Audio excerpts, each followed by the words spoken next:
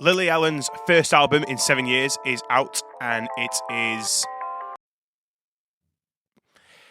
called West End Girl.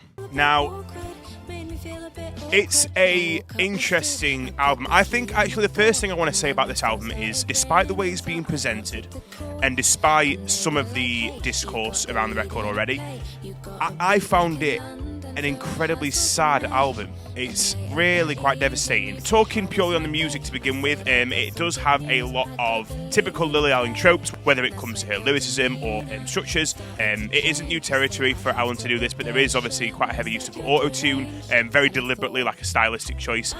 In places it's fine, at other times it can be quite jarring. It feels just a bit put on. What is quite stark is her emotional distress and confusion. I do think there are some songs that I don't think necessarily maybe should have made the final cut. There's a lot of songs that kind of do repeat themselves, and there's quite a lot of repetition on this album. It doesn't feel like each song is a chapter. It feels like a lot of going back and forth and going forward, and here's some new dynamics, and I'm going to revert back to this base position of, feeling wronged and feeling emotionally distraught, which is completely valid. But to present on an album multiple songs that cover the same base, it does wear itself thin at times. I am slightly concerned it is a bit of an overrated album. I think too many people are maybe buying into the gossipy, salacious, because we all know who the album's about and this figure in the public eye, and they're all, I can't believe.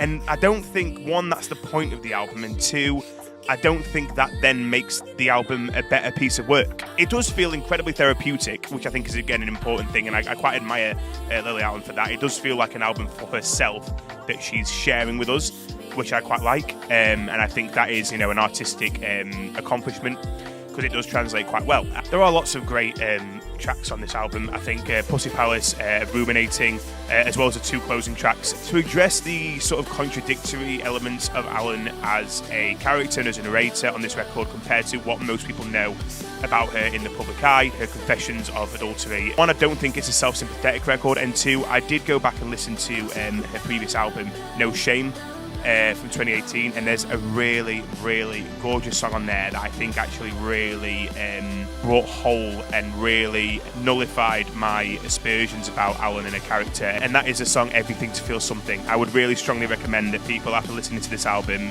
go back and listen to that song from Lily Allen. It's a beautiful, gorgeous, difficult, complex song about Allen's efforts and the lengths that she will go to try and feel whole and feel somewhat settled. It's a powerful song, and I'm really pleased I went back and listened to that. I think there's a lot of complimentary things to be said about Allen's efforts on this album.